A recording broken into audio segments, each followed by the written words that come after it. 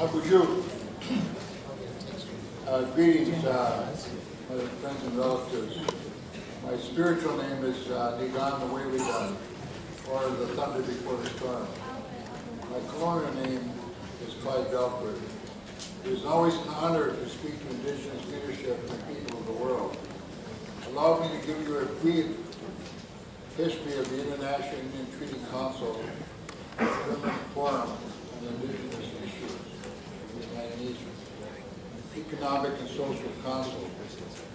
I am a founder and national director of the American Indian Movement, and one of the co-founders of the International Indian Treaty Council. The American Indian Movement was formed in 1968, when we felt that absolutely nothing was being done to upgrade the conditions that Indian people were being forced to live under here in America. Not one single treaty made between Native nations and the United States government was being honored, which guaranteed us and our children's survival, the right to practice our own spiritual and ceremonial way of life, to speak our languages, and to hunt, fish, and gather and practice our traditional forms of government. In 1974, 9.5 months after the liberation of Wounded Knee in South Dakota on the Pine Ridge Indian Reservation, the American Indian Movement leadership was spent with hundreds of years in prison for defending our treaty rights at Wounded Knee in South Dakota. The United States Federal Court, before the Laramie Treaty of 1968, was introduced each and every day by famed attorney Larry Leventhal as our defense, one of the longest trials in the criminal history of the United States government involving Indian people. Judge Fred Nichols refused to admit this covenant of international law in our defense. Of course, the world now knows that all charges were thrown out by Judge Fred Nichols, stating that the rivers of justice have been muddied in my courtroom for the past 9.5 months. It is not the Indian people that are guilty here. It is the United States government. He expressed judicial rage for the government's misconduct, illegal use of military forces, illegal search and seizure. Who do you think you are, he admonished the prosecutor.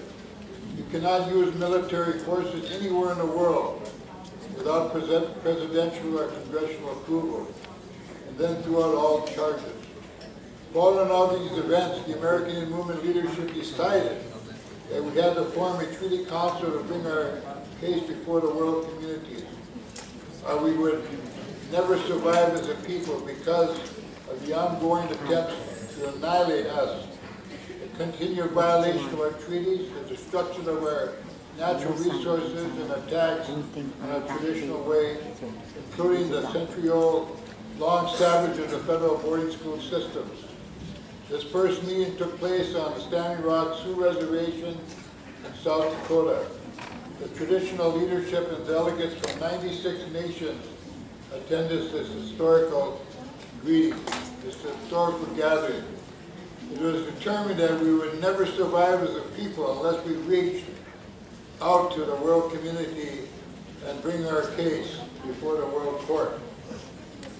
This genocide against people did not allow us to pray our traditional manner, speak our language, or practice our traditional way of life, but this resulted in our culture continuing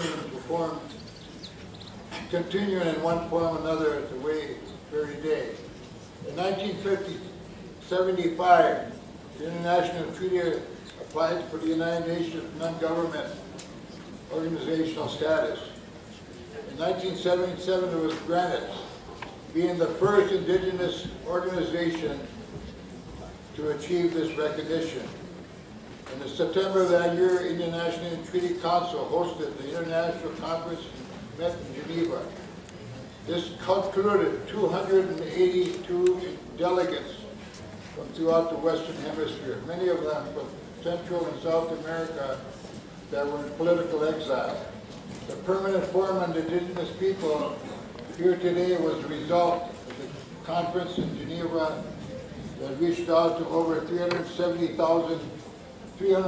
million Indigenous people around the world. As all of you know, it was a 30-year struggle with the United Nations struggle to bring the Declaration of Rights of Indigenous People of the world. It was finally adopted in the General Assembly on September 13, 2007. My brothers and sisters, battle to protect our lands continue.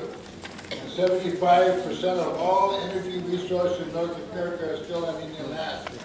Most important, water, our most precious white medicine is still being stolen from governments and greedy corporations. We must stand together in total solidarity and fight this monstrous acts of the survival of our children, We must continue to think like our grandfathers and grandmothers, chiefs and great leaders before us who vision that would be like for our children generations from now. To conclude, Madam Chairman, we demand that President Barack Obama, as the Commander-in-Chief and his War Council, to recognize and issue a public apology that they continue to attack Indian people for comparing one of our greatest leaders, Geronimo, to one of the most notorious terrorists known to the world, Osama bin Laden. It is time for North America to get rid of this frontier mentality that the only good Indian is a dead Indian. Finally, Madam Chairperson, my delegation looks forward to strengthening this great world family relationship that has been created and developed, and that our children, 7 generations from now, will remember us for protecting and promising their rightful legacy of a spiritual and traditional way of life. The spirit of Geronimo will live with all of us forever. The gone the way we done. The thunder before the storm has spoken. Nikanigana, Nikanigana, Nikanigana, Nikanigana. All of my family, all of my relations. Thank you.